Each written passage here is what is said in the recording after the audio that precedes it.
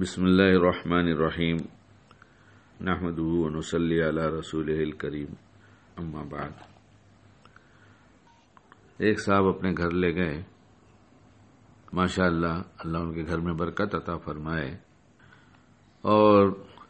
نعمتیں جتنی اللہ نے دیا اس پر شکر کی توفیق عطا فرمائے اور ہم سب کو عطا فرمائے۔ مگر باتوں میں انہیں ایک بات جو بتایا وہ یہ کہ ہماری اس سوسائٹی میں جہاں ہم رہتے ہیں سب بہت اچھے پڑوسی لوگ ہیں، اور اللہ پاک نے مجھے جو بہت سی نعمتیں دیا ہے اس میں ایک نعمت یہ بھی میں سمجھتا ہوں کہ ہمارے سب پڑوسی بہت اچھے ہیں اور آپس میں بہت پیار و محبت کے ساتھ رہتے ہیں۔ واقعی یہ شکر کی چیز ہے، اس پہ خوشی بھی ہونی چاہیے، اللہ کا شکر بھی ادا کرنا چاہیے۔ لیکن ان فکروں کے ساتھ ساتھ ہم ایمان والے ہمیں دنیا کی فکروں کے ساتھ ساتھ آخرت کے بارے میں بھی بار بار سوچتے رہنا چاہیے کہ ہمیں وہاں کیسا پڑوس نصیب ہوگا، ہم نے کیا کیا ہے، کون سی سوسائٹی والوں کے پاس جائیں گے۔ جنت والی سوسائٹی ہے اور ایک جہنم والی سوسائٹی ہے، وہاں ہم کون سی سوسائٹی میں جائیں گے۔ صحابہ کو اس کی بہت فکر ہوتی تھی، بلکہ جنت میں جا کر بھی ایک عجیب فکر ہے جس کو میں اپنی زبان میں حدیث کا مفہوم نقل کرتا ہوں کہ حضرت عائشہ رضی اللہ تعالیٰ عنہا فرماتی ہیں کہ ایک شخص آپ علیہ الصلوۃ والسلام کی خدمت میں حاضر ہوا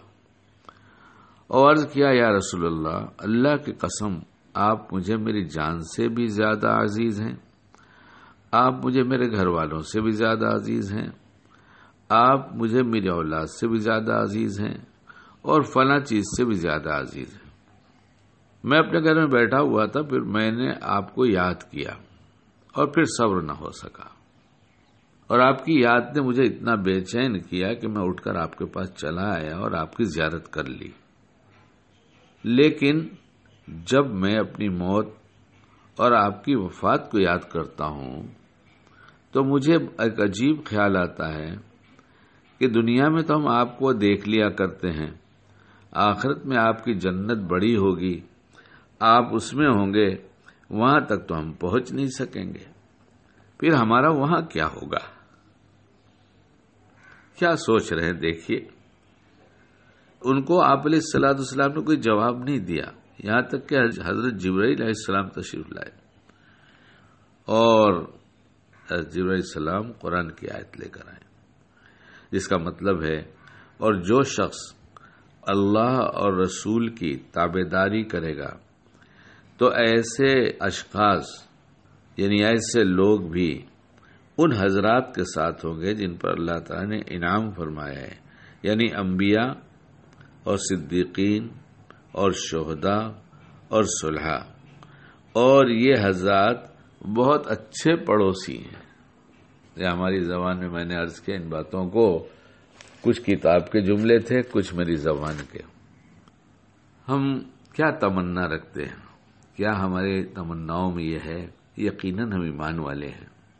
ہم بھی سوچیں گے، ٹھیک ہے ہماری یہ سوچ دل کی گہرائی کے اندر کہیں چھپی ہوئی ہے،